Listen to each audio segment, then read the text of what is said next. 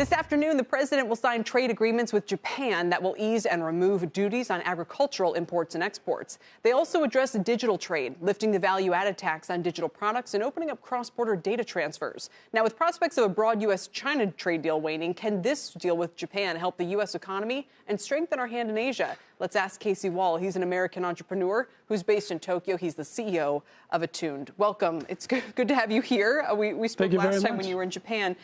First of all, what's your sense of how big a deal this trade agreement, this bilateral agreement is? I think it's a big step. It's a good step forward because obviously the U.S. backed out of the TPP. I think for all the Asia partners, for the U.S. to kind of start to engage, and Japan's been working for this for a while, and this is a big bilateral deal that they can do. And I think for the future as well, like especially the digital component, like in Japan, there's a lot of fintech innovation going on and a lot of American startups going over to Japan as well. So this kind of freedom to act digitally, I think will benefit both sides. Is it still pretty niche, or is it something, I mean, our relationship with China in dollar terms seems so much bigger these days, or maybe just strategically more important? Do you think this even symbolically can help take the sting out of that? A little bit. I think, from the Japan perspective, they used to be so big, right? So still the U.S. is the #1 trading partner with Japan. Japan's still the 3rd biggest economy in the world, but Japan's on a course to kind of end up like Italy. It's got great food and great environment and a unique culture. So I think this is a chance to have Japan take that opportunity to take out space from China. Interesting. And I think it's good for the U.S. as well that, okay, we have different options here. We can play it against with all the news that's going on. Right. Because China is using everything that they can as well. Yeah, Every opportunity comes up with the NBA that's been talked about today, too. The NBA today especially. No, you're absolutely right. The interesting thing with Japan as well is that probably their best-known figure right now who's in the news is Masa Son with SoftBank, with everything that he's done there.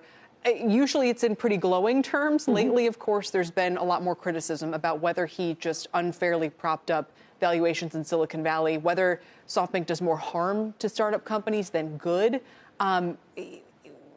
Tell us how you think that plays, the significance of that plays out. How important is what Masa Son is doing over here?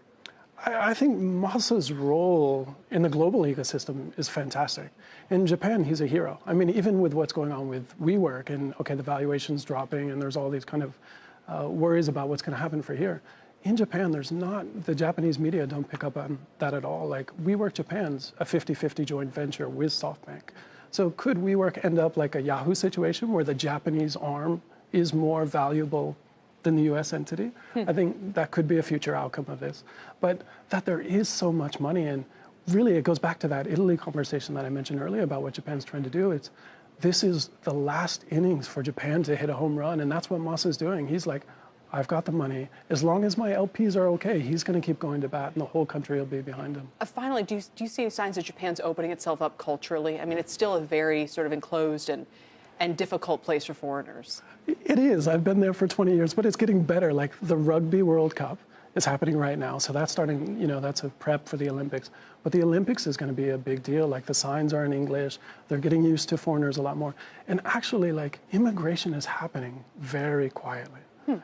There's so many more kind of immigrants and ones that are different than Japanese. Usually it was kind of Chinese or other Asian immigrants, but less obvious kind of, or more obvious kind of immigration is coming in. Well, and that might be good for business for you as well.